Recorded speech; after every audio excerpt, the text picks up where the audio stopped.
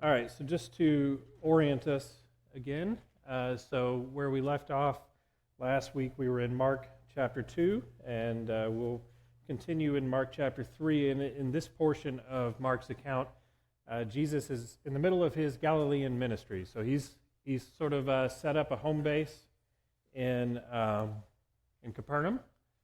It's on the Sea of Galilee. We talked about last time with the calling of Matthew or Levi that Matthew was a tax collector, which makes sense given his location because he's right on the edge, right on the boundary of this dashed line territory here, which was held by or ruled by Herod Antipas. And so perhaps he was collecting a toll on merchandise coming across or just a toll on people traveling that way. But Jesus, it's told to us that Capernaum, at least for this period of time, is his home base. I think that's a good way to describe it. This is where he is set up, and he's teaching around in this area around the Sea of Galilee and around Capernaum. And last class, we focused on a lot of the mighty works or miracles that Jesus had begun to do. One thing I think it's important to emphasize is Jesus isn't performing these miracles for a show or for a spectacle. All of these miracles, all of these mighty works, they have a sign, or they have a reason, that they have a purpose. When you look back in the Old Testament prophecy about the messianic prophecies and about the coming and restoring of God's kingdom, all of these are things that were supposed to take place when the Lord comes to restore his people, when the Messiah comes. So we have things like healing. He's been doing healings. He healed the leper in chapter 2. Healing is something that was foretold when you look back in the book of Isaiah. So, for example, Isaiah 35, 5 and 6 says, "Then the eyes of the blind shall be opened, and the ears of the deaf unstopped. Then shall the lame man leap like a deer, and the tongue of the mute sing for joy." These are things that were a sign that God's kingdom was coming, that the Messiah was here. In fact, Jesus uses this passage in Isaiah 35 himself later on when he responds to a question from John the Baptist about whether he really is the one. We see here with the continuation of these mighty works that he's gathering quite a following. So he's beginning to attract crowds. He's becoming very popular. But what we get to at the very end of chapter 2 and into chapter 3 is he's also attracting opposition. Now remember, after his baptism, he gets opposition immediately from Satan. He's driven into the wilderness by the Spirit, by the Holy Spirit, and there he has this contest with Satan. And we also read in chapter 2 about some of the casting out of demons that he's doing, but he's been in opposition to Satan and to demons. But now we find sort of a new source of opposition, and it's going to come from these figures we know well as the Pharisees, some scribes from Jerusalem, and the Herodians. And so we end chapter 2 with a couple of controversies where he starts to face opposition from people in Galilee. And the first of these is about fasting, or actually rather not fasting. So why doesn't Jesus fast, and why aren't his disciples fasting? The second controversy right after this is going to deal with the Sabbath, and that's going to be an issue that comes up throughout the gospel accounts. But first, we have this story of this controversy surrounding fasting. So in Mark 2, 18 through 22, it says, "Now John's disciples and the Pharisees were fasting, and people came and said to him, 'Why do John's disciples and the disciples of the Pharisees fast, but your disciples do not fast?'" Okay, so they have this question for Jesus. Why aren't you observing the fast? In fact, even John the Baptist's disciples seem to be observing these fasts. One thing I think that's important to note, just for context, is that fasting during this first century period, we know that there were regular fasts that the Jewish people kept. Some of them were for reasons of remembrance or mourning. So in particular, one annual fast they would keep was a remembrance of the destruction of the temple. And it was to mourn the destruction of the temple. And Jesus' answer I think what we see here, we're not going to get into all the detail of his answer, but his answer is they're not fasting because fasting doesn't fit the situation that I am in and that my disciples are in. So Jesus uses some language to describe the reason why fasting isn't appropriate for him and his disciples. So he says, can the wedding guests fast while the bridegroom is with them? So he's saying, no, in fact, this is a reason for celebration. And we just talked about a moment ago that, healing is a sign of the kingdom. It's a sign of the Messianic age. So was feasting. And so something that very quickly brought Jesus notice was that he was having a lot of feasts. He was holding feasts. And in fact, he was even having them with the wrong sorts of people. We talked about that last week a little bit, that, he is, not only is he feasting, but he's bringing tax collectors like Matthew and sinners to his feasts. But there's this question of, why are you feasting and not fasting? And so Jesus' answer, I think it's too simple to say that he was speaking out against fasting. In fact, we know that he himself fasted during his temptation in the wilderness. So it's not that Jesus is opposed to fasting, but what he is telling them is that fasting doesn't fit the situation. It doesn't fit what's happening. And again, these fasts are signs of the Messianic age. If you look at Isaiah 25 in verse 6, it says, on this mountain the Lord of hosts will make for all peoples a feast of rich food, a feast of well-aged wine, of rich food full of marrow, of aged wine well refined. And then this verse here on the slide from Zechariah 8, also a Messianic portion of that book, talks about the fasts in Judah and Israel, and it says that these fasts will be turned into feasts. So it says, the fast of the 4th month, and the fast of the 5th, and the fast of the 7th, and the fast of the 10th shall be to the house of Judah not fasts, but seasons of joy and gladness and cheerful feasts. Therefore love truth and peace. And so these feasts, Jesus is saying, this is a sign. It's a sign that God's kingdom is breaking into the world now. It is a sign that God's kingdom and his Messiah have come. But we also see in verse 20, for the first time, he begins to allude to to his own death and to what's going to happen.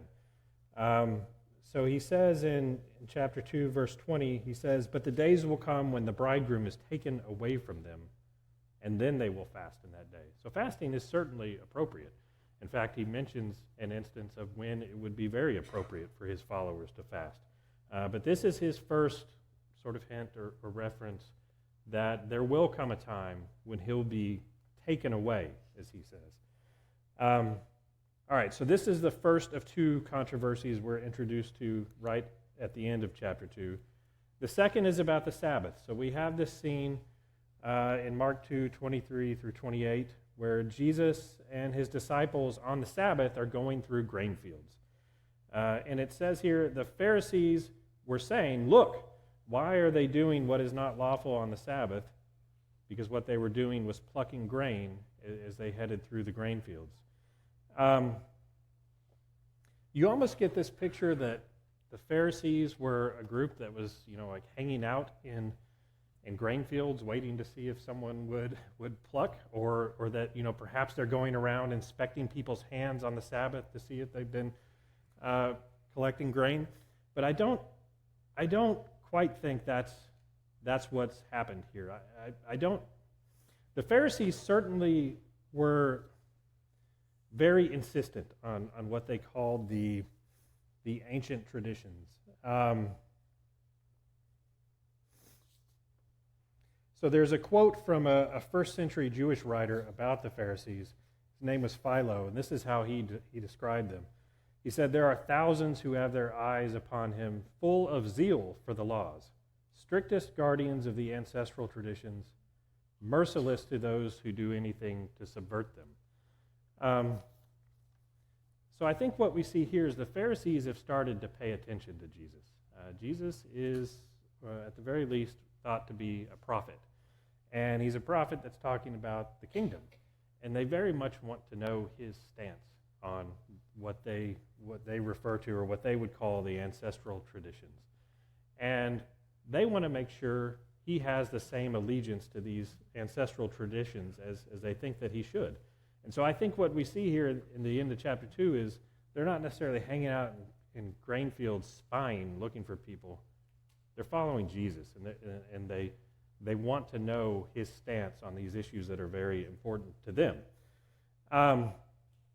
Jesus gives this analogy then about David, and he talks about this instance from David in 1 Samuel chapter 21, where David is on the run from Saul. This is a period of time in David's life where he's been anointed king, but he's not yet enthroned.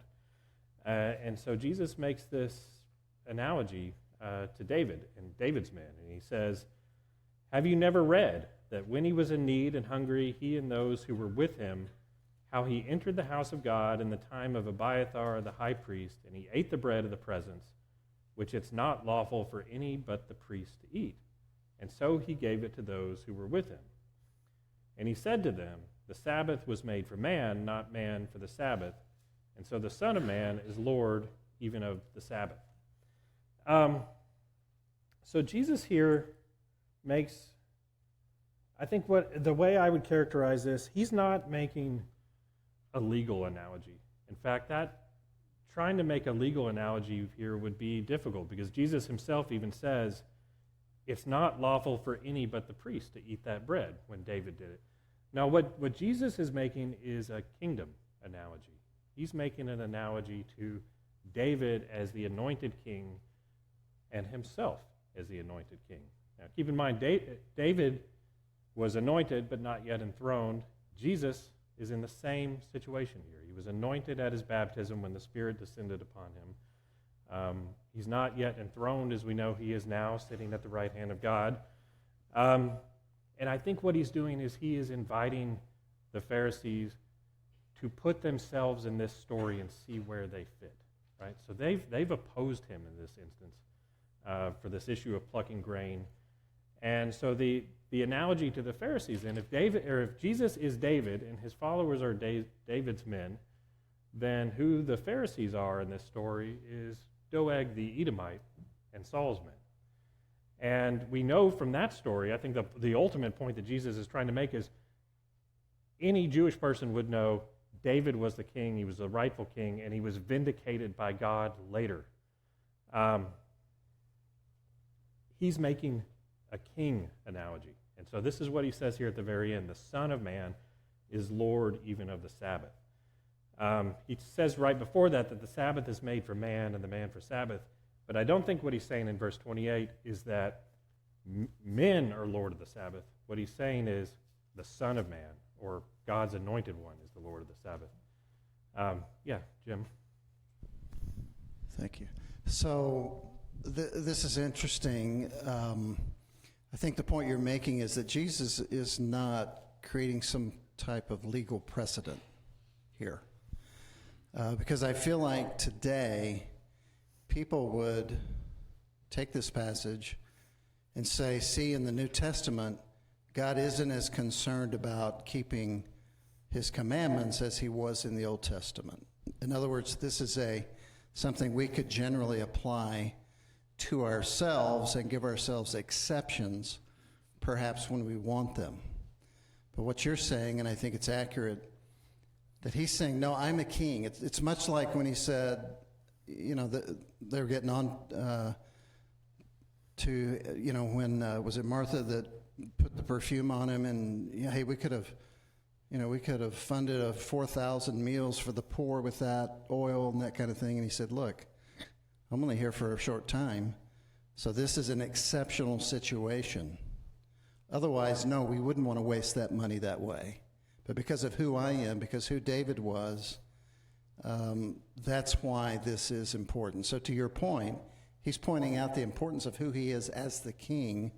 So therefore, there's an exception made. Did I get that right? Yes. Okay. That is my position. What I don't think is happening in this story and in the prior story about fasting, I don't think Jesus is saying fasting doesn't matter anymore. And I don't think he's saying the Sabbath doesn't matter.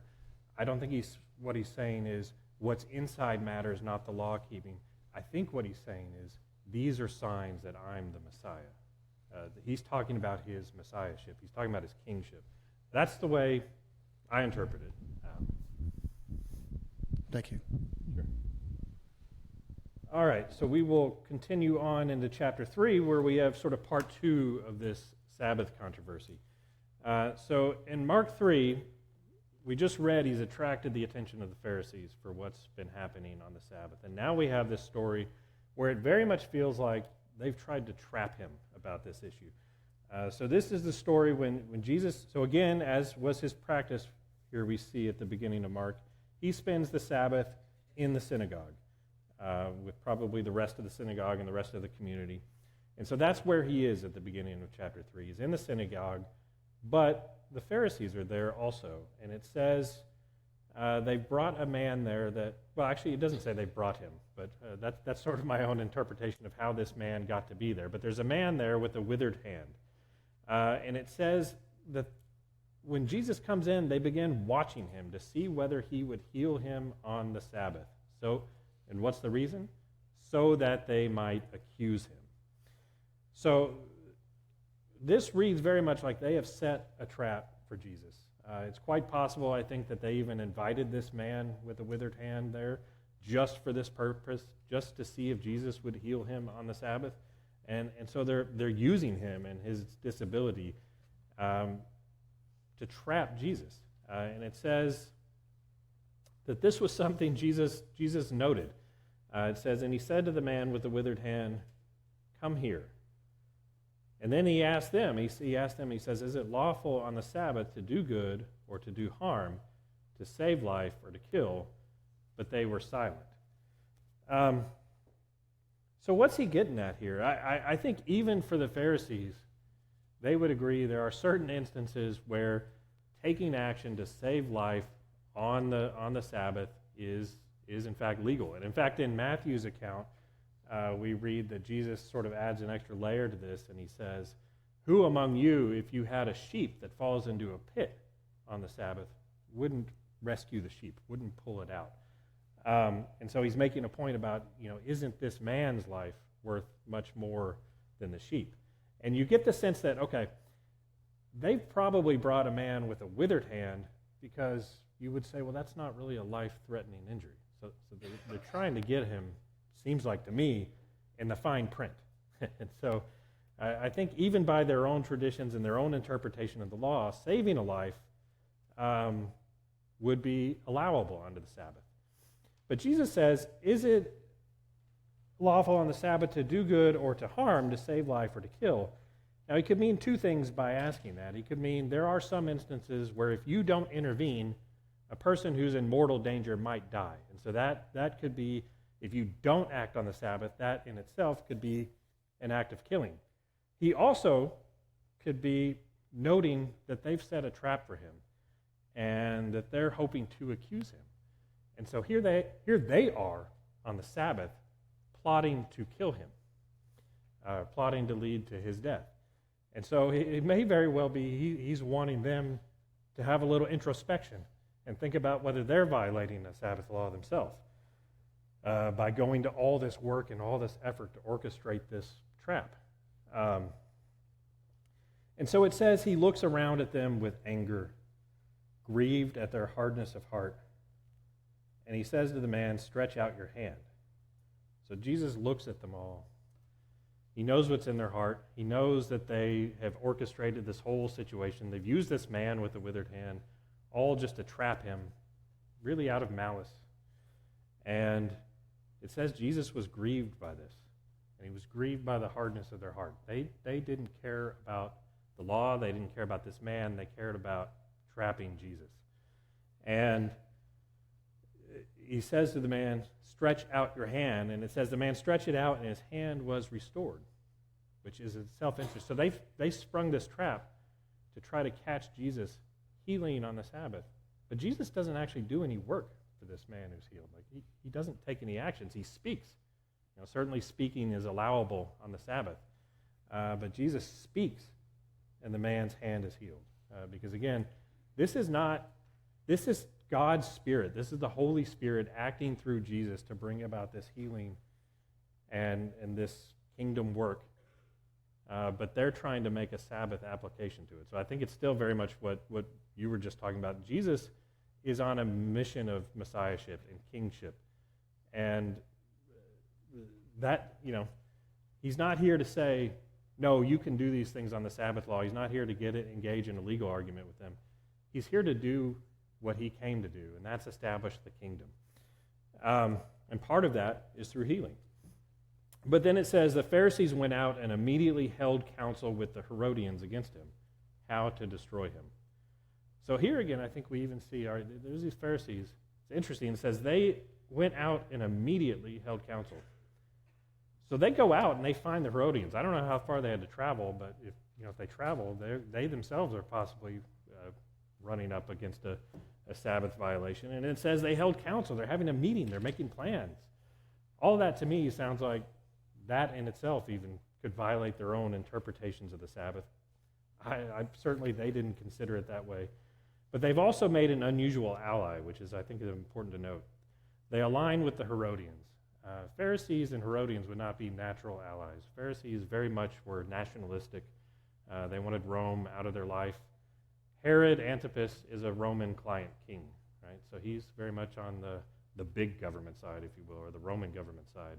They weren't natural allies, but here they collude together to destroy Jesus, it says. So they very much set themselves as enemies.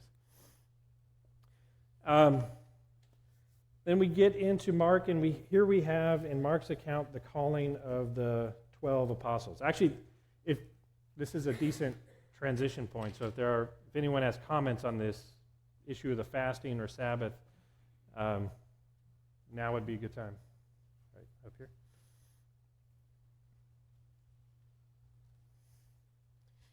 I love that the unspoken message in this part, the healing part, is that it is not work for Jesus to heal.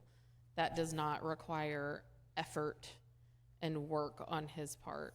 And he doesn't straight out say that, but his actions say it. Like you said, with him just telling him, stretch out your hand, Jesus didn't have to do anything. And what a powerful message that is, and what a powerful message that sent to all who witnessed that like you said, he didn't even have to argue with them. He didn't even have to get into, and what kind of rage that must have incited in them that they immediately went out to plot against him. But the order that this goes into, I think, is really interesting, because it's, he talks about, he addresses the issue of fasting and the Sabbath to establish his authority and who he is, and then it's immediately followed up with this demonstration of, and this is who I am, and this is the power I have. Yeah, absolutely. And it's stunning almost the hardness of their hearts that they could witness that and then still go out, seek to destroy him, and be so clung to what their idea of Sabbath keeping would be. All right, so here next in verses 7 through 19, before we get to calling of the 12, I just want to call your attention to that there's an emphasis throughout this chapter on the crowds. So we see in verse 7 that Jesus withdraws with his disciples to the sea, and then we have a great crowd that begins to follow him. So now he's attracting crowds of followers from Galilee, but it says also from Judea and Jerusalem, and from beyond the Jordan, so from the east side of the Jordan, and from around Tyre and Sidon, and so from the coastal areas to the west as well. So Jesus has attracted a crowd and attention, and it says that this crowd was attracted because they heard all that he was doing. So they heard about these mighty works, these kingdom works that he was doing. And it says he had to instruct his disciples to have a boat ready because the crowd was so thick it might have crushed him. And that he had healed so many that people wanted to get so close to him to just touch him, to have their diseases healed. And then again in verse 11, we see this instance of there are people with unclean spirits or who are possessed by demons, but the demons continue to testify to Jesus' identity as the Son of God. It said whenever they saw him, they would fall down before him and cry out, "You are the Son of God." So here, starting in verse 13, we get the calling of the 12. Between the three gospel accounts where the 12 are listed, as well as Acts, it's interesting that not only are the names very similar, but the order even is very similar. Some people point out the discrepancies between them. I've got them all listed just so we can talk about that real briefly. But the first four are always listed as the first four. The next four are always listed as the next four. And then the last four are always listed with the last four. And each of those groupings of four always begins with the same name. So the first four are always led by Simon Peter, or Peter. We find here in Mark 3 that Jesus gives Simon his nickname. So he gives him a nickname of Peter, or Rock. And then he gives a nickname to James and John. He calls them the sons of thunder. So Jesus gives nicknames to his three closest followers. And then in this next group of four, it's always led by Philip. And so we've got Philip, Bartholomew, Matthew, Thomas, in Mark's reading of it. One of the discrepancies people point to is in John, there's this figure of Nathanael. And John doesn't explicitly say that Nathanael was one of the 12, but he also doesn't mention Bartholomew in his gospel account. So a lot of people believe Nathanael and Bartholomew, same person. The last grouping of four has, this kind of the slight variations. So we have, in every one of these accounts, it's led with James, the son of Alphaeus. It's interesting in Mark, when we read about Levi, it says, or Matthew, it says he was also the son of Alphaeus. I have no idea if that's the same Alphaeus, and it doesn't say that they're brothers, but they're both listed as being the son of an Alphaeus. We have Thaddeus in Mark. Thaddeus is not listed in Luke's writings, in Luke or Acts, but there's a figure called Judas, son of James, there. So the thought is that Thaddeus and Judas, son of James, are the same disciple. And perhaps after Judas Iscariot, Judas, son of James, no longer wished to be called Judas, so that Thaddeus might have been another name for Judas, son of James. And then we have Simon the Canaanite, or the Canaanian, and then there is Simon the Zealot in Luke's accounts. So those are highly, very, very likely the same person. So Jesus picks 12. It says he appoints them. So he specifically chooses them by person, but he also chooses the number. So he specifically chooses 12. And I think given his kingdom message, it only makes sense that Jesus would choose 12 apostles. There are 12 tribes of Israel. He chooses 12 apostles. It's interesting that Jesus himself is not he's not one of 12. He is above the 12. And so he chooses 12 that are under him and to be his apostles. He says he appoints them for a reason. So for two causes. This is in verse 14. It says the first reason is to be with him, right? And in fact, when we find in Acts, when they replace Judas Iscariot, that's one of the important qualifications. They were supposed to have been there from his baptism until his resurrection. And so one of his very specific purposes for them was to be with him, to stick with him, to stay close to him at all times. Because later on, we find in Acts, their mission is to be witnesses. And they can't be witnesses if they weren't there with him. So their first charge is to be with him. And then the second is he's going to send them out. He's going to send them out to preach, and he's also delegated the authority to them to cast out demons. So we'll go ahead and move on from there unless anyone has comments about the choosing of the 12. So here we get some continued opposition to Mark in verses 20 through 35 at the end of chapter 3. Oh, yes. Do we know any of those men married besides Peter? Do we know? Just out of curiosity. Not that I know. What we know with Peter is we talked about, I think last week, that they stayed at his mother-in-law's house. Right. It's referenced later that he's married as well. Paul references it. Yeah. So we know we're quite confident Peter was, but I don't know about the rest. Yeah, but it'd just be interesting because, of course, Paul talks about it's better to not be married if you're going to be full-time ministry, basically, at that time. So maybe that's who Jesus was looking for, people that, or for men who could dedicate their full schedule to his ministry. I agree. And some of them may have been, quite Yeah. young even. Yeah. I think you get the sense that John, he's obviously younger than James because they're referred to as James and John, but I think you get the sense he might have actually been quite young. Yeah. Okay. So in Mark chapter 3, verses 20 through 35, here we have sort of continued opposition to Jesus. And it's going to come from two sources in this section of Mark.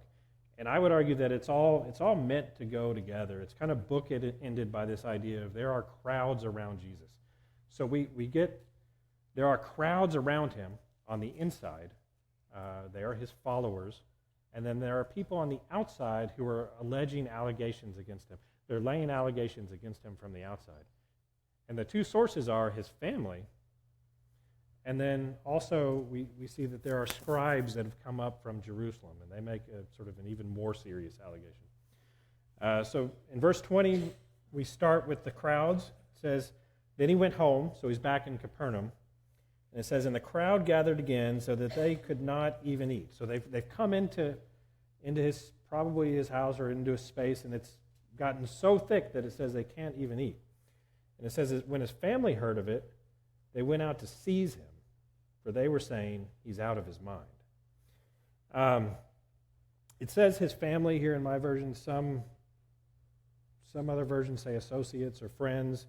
But at the end of this chapter, we see a reference to his mother and his brothers. So I think it's not illogical to think that this is the same family. It's possibly his mother and his brothers. And they're worried about him. It says they've come to seize him. And it says they are worried that he's out of his mind. So that's sort of accusation or allegation number one against him. Number two comes from the scribes. It says there are scribes who came down from Jerusalem, and they're saying, he is possessed by Beelzebul, the prince of demons. He cast out the demons. And it says so this is an even more serious accusation. And both of them are complete opposite. So his family says he's out of his mind. Who's more in his mind and sane than Jesus himself? And then the scribes come and they say, no, he's casting out demons, but he's doing it because he's possessed by Satan himself. And so we've got the second one much more so serious of an accusation against Jesus. We get Jesus' response in verses 23 through 27. So Jesus says to them, it says, and he called them and he said to them in parables. So Jesus sort of answers them in kind of a riddle form.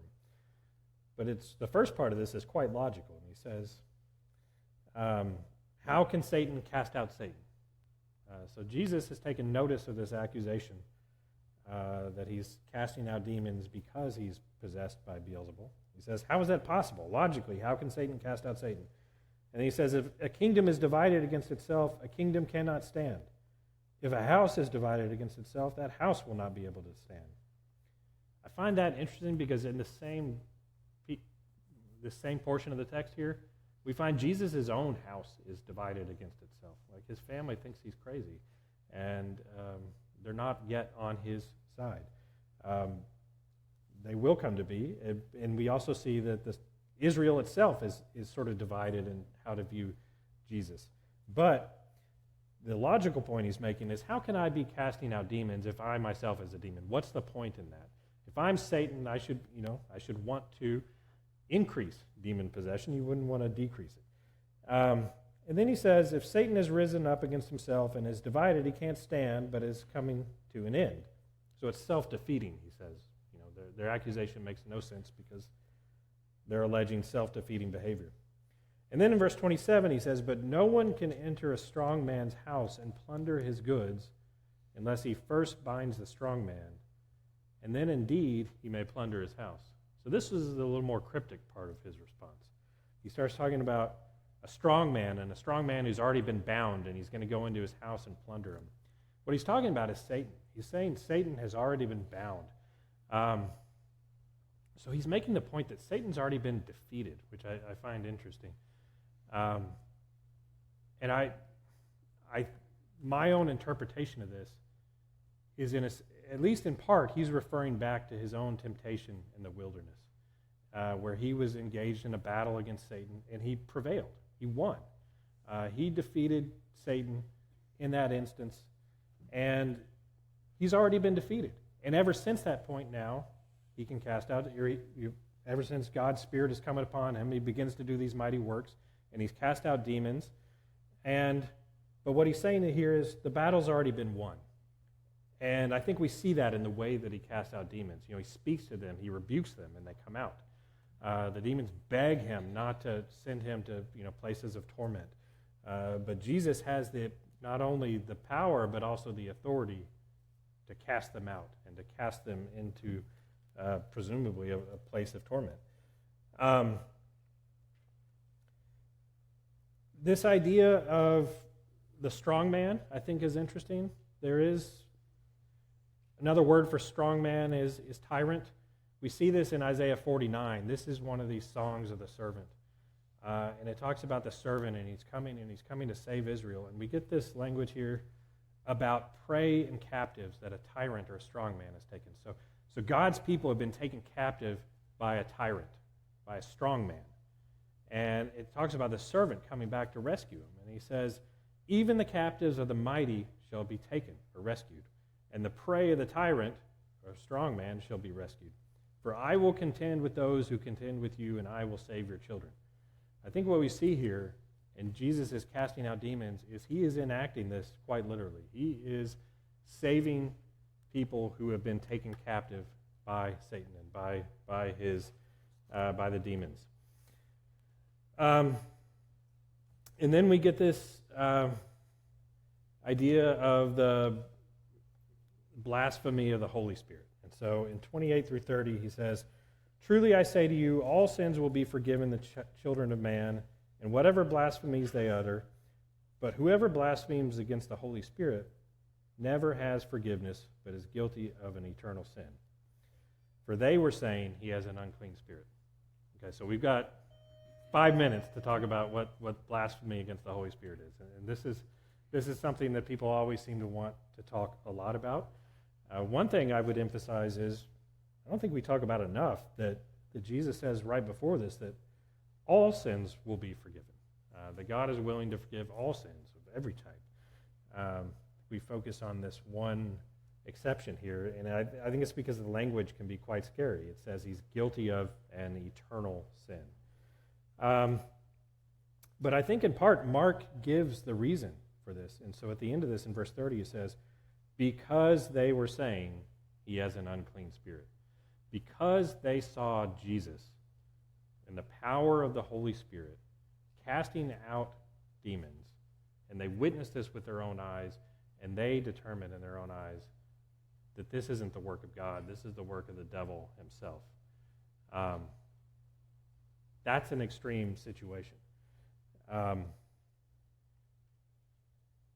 They're speaking of Jesus and the Holy Spirit as if he's Satan himself. It's a total repudiation of God. They're basically saying, they're turning everything on its head. They're saying heaven is hell, God is the devil, the Holy Spirit is the spirit of Beelzebul. So I'd say if you're worried about committing the sin, you haven't. This is a total repudiation, making yourself a complete enemy of God. And I think it also has to do with witnessing God's power with your own eyes. There's a passage in Isaiah that talks about Israel rebelling against God in the wilderness after God saves them through the Exodus. And it says God's spirit was grieved. And it says the same thing about the generation that was destroyed in this flood. It says they grieved God's spirit, that their hearts were so on evil continuously. this is an extreme level of opposition to God, and it runs the risk of making yourself an enemy of God in those instances. And I think you can look at the history of the church. You look at someone like Paul. You know, Paul, he persecuted Jesus. Jesus said to him himself, "You persecuted me." And Paul, it says, breathed threats and murder against Christians. But even he was not at risk of an unforgivable sin. And so I think, you know, if this is something you're worried about, you know, if this is people ask about this, I think, because it sounds so scary that there is some sin that might be unforgivable. But the very fact that you would be concerned about it, I think, takes you out of that category completely. Anybody have any thoughts on that as we close? Okay. Well, we will pick up with chapter 4. I'll just note that at the end of this chapter, again, we get back to his mother and his brothers. And so it says they come and they stand outside. And this is going to be important in chapter 4. There's people outside and people inside. His mothers and brothers are outside, and they're calling to him. And the crowd saying, "Your mothers and your brothers are looking for you." And it says we get this scene where Jesus looks around at his followers around him, and he says, "No, here are my mother, here are my brother. Whoever does the will of God, he is my mother and my brother and my sister." And so Jesus is he's redefining who the people of God are and what it means to be within the kingdom, what it means to be a child of Abraham or a Jew. He's saying, no, it's those who obey the will of God. Those who follow me are in the kingdom. Others might be on the outside. And so that'll very much feed into this parable of the sower that we'll get to next week. If there's no other comments, we'll go ahead and finish.